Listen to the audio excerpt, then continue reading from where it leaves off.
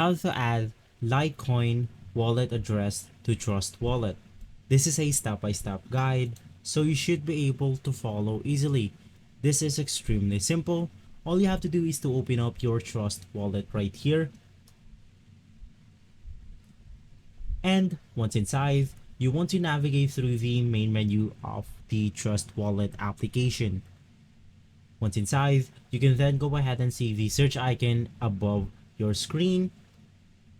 And from here, you basically want to type Litecoin.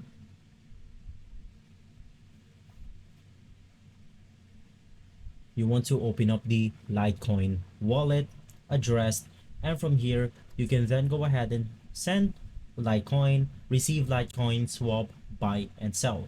So if this video has been helpful for you, please consider by liking and subscribing. I'll make sure to see you again next time. And as always, thank you.